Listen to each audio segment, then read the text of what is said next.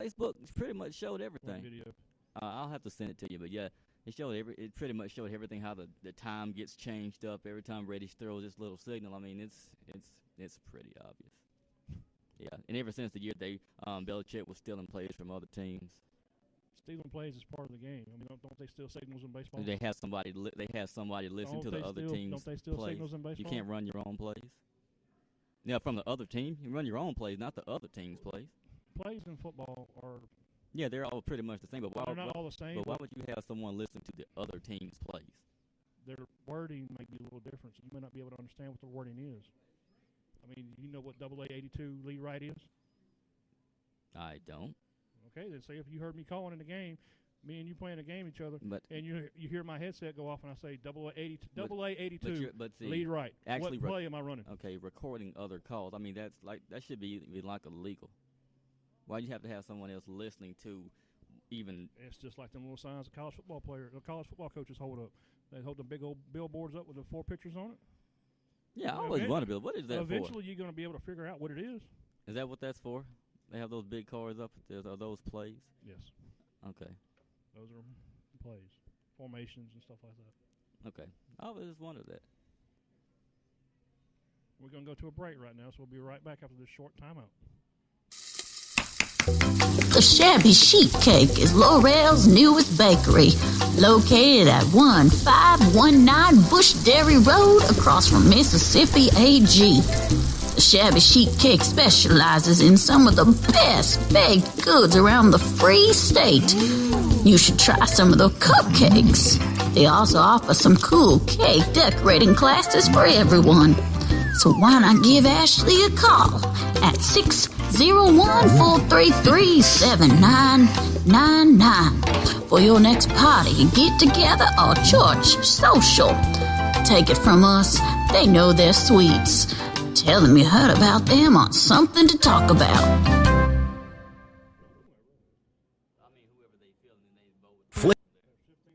Flicka's Tax Service in Taylorsville offers free 1040 EZs and free estimates. With over 50 years combined tax experience, this team is up to date on current tax changes and specializes in preparing all federal and state returns, including corporations. They can prepare W-2s and 1099s, as well as assist in obtaining EINs for new businesses. Stop by Flicka's Tax Service on Highway 28 in Taylorsville for fast, friendly service at a great price. Or call 601-785-6900.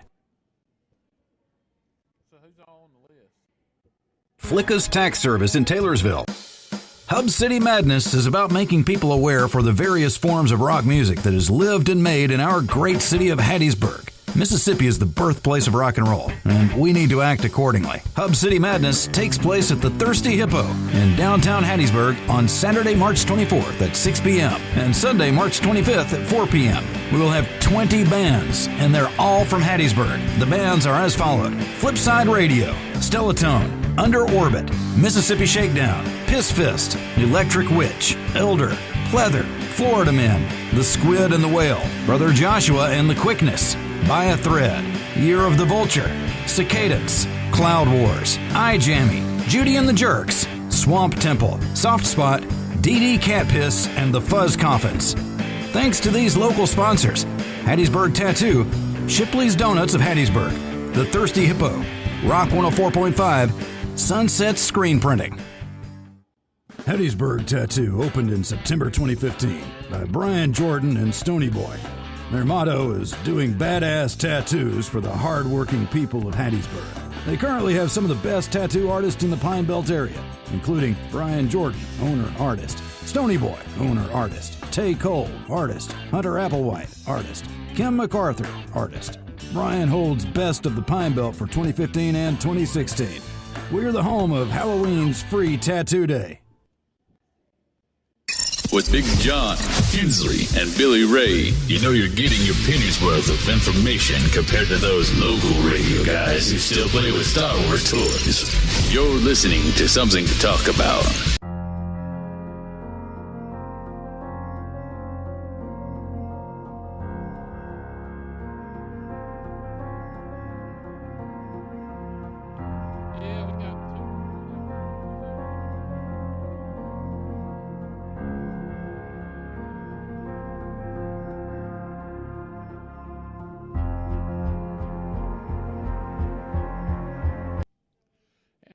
welcome back, everybody, and I hope you're having a great time hanging out with us this afternoon. As much fun as we are talking with you, and I tell you, Billy Ray, talking about the Super Bowl, every year that go with it, they have the Hall of Fame. That is correct. Every Finalists. year on the day before Super Bowl, they have a little committee. They have voting, and they elect the newest class of NFL Hall of Famers. Absolutely, and I tell you what, we've got a good list here. And no, we don't. I mean, it's okay. No, we don't. Let's give out the list. Go ahead. Tony Boselli. Okay, he'll get in. Isaac Bruce. No. Brian Dawkins. No. Alan Faneca. No. Steve Hutchison. No. Joe Jacoby. No. Edrin James. No. Ty Law. Borderline. Ray Lewis. He'll get in, but he shouldn't because he's a murderer. Remember the Super Bowl in Atlanta? Hold up. No, Yes. that's not a proven fact, dude. He was found not guilty. You actually believe he wasn't guilty? Yeah. Come on, Big John. Ray didn't do that. Hey, hold just a moment. Okay.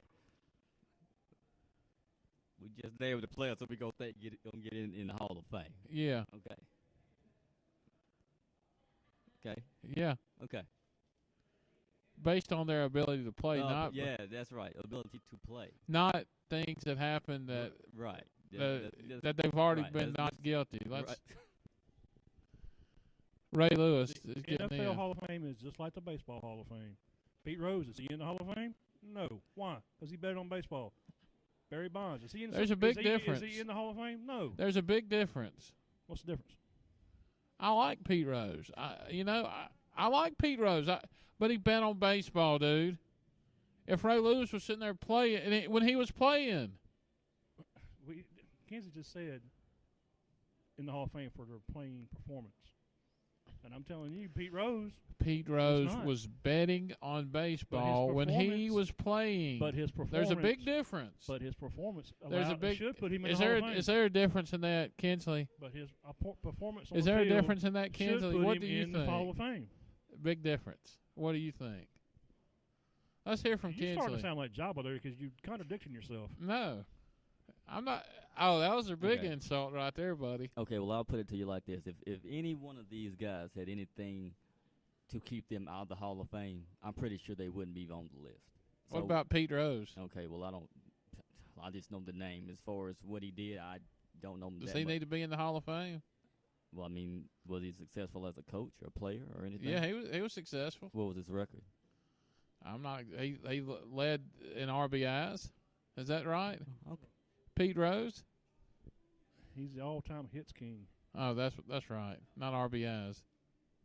If that's the case, put him in there. I mean, I'm not a stat guy. I just remember he did something big. Yeah, I mean, I've heard that, but I just don't follow baseball like that. But I don't. I just I like the Rockies. Okay. I'm just saying, y'all were sitting here arguing that their performance should get them in because apparently y'all agree that Ray Lewis should be in the Hall of Fame. Which I'm not doubting. He was a great NFL middle linebacker. He was a middle linebacker. Yeah. Maybe one of the best defenses of all time, the 2000 Baltimore Ravens. But in that Super Bowl when Steve McNair and the Titans played the Rams in Atlanta, there was a murder on the streets of Atlanta. Yeah. Ray Lewis was a part of it. He covered it up. He was a part of it, but did he do it? He didn't do it. He was found not guilty. So anyway, let's go through the list. Okay. Billy Ray's making my blood pressure go up. Because, John Lynch, I think he deserves to be in it. Super Bowl winner, a heck of a safety, and he did a great job when he was with the Buccaneers. Yes, he'll get in. And Denver Broncos. He'll get in. And you have Kevin Mawai. Yeah, center for the New York Jets. No, he's not getting in either. And this guy, I think, definitely needs to be in. I know he had trouble, just like Ray Lewis and others, but Pete Rose, Randy Moss. Randy Moss may be the second best wide receiver of all time. Right. Getting receivers in the Hall of Fame on the first time is kind of difficult. I think the only one or two's only made it on their first try. That's Steve Largent and Jerry Rice. What's going to hold back Randy Moss is his attitude on the field. Well, he did leave the field once or twice before in the middle of the game when the game was over. Of course, it was the last 30 seconds or so. This team wasn't going to win, but he walked off the field anyway. So people are upset about that. Mm. Okay, well, Billy, okay, I see where you're coming from, but think about this.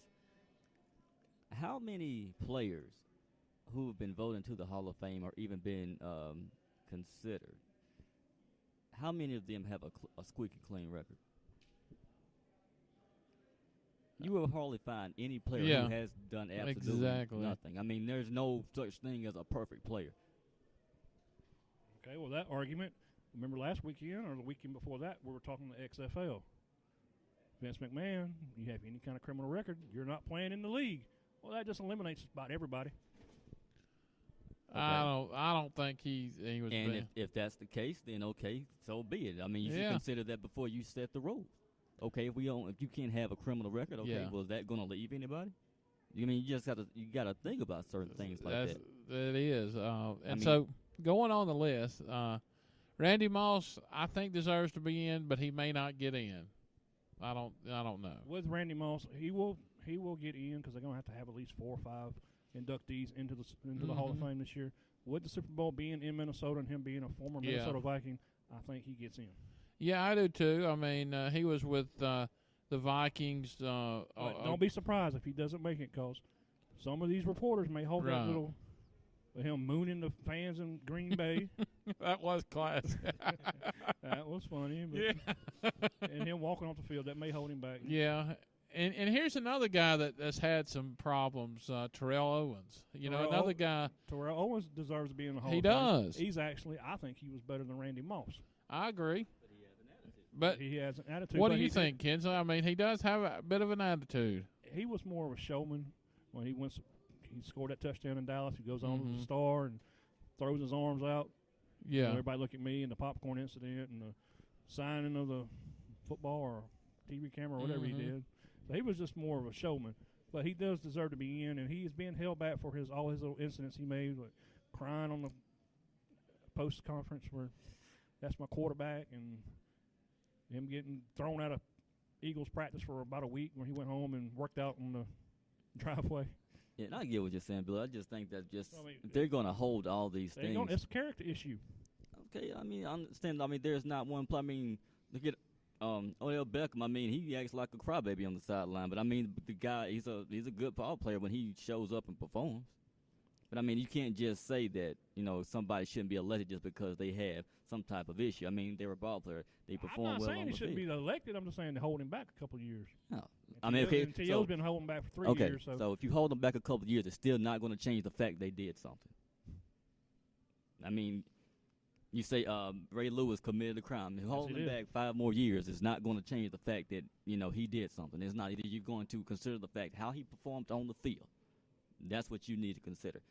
I mean, and Billy Ray, to be honest, I mean, with your picks, there really wouldn't be like a Hall of Fame. Like, nobody would get it. I mean, I think you named like maybe 2 or 3 people out of this whole list. Like I said, you can get 4. I mean, that ain't worth having a ceremony for.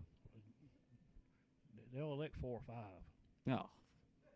Okay. Keep reading the list. Okay, I'm reading the list. Okay, I'm going to say Isaac Bruce, who's good for the Rams. He won't get in with 2 wide receivers already.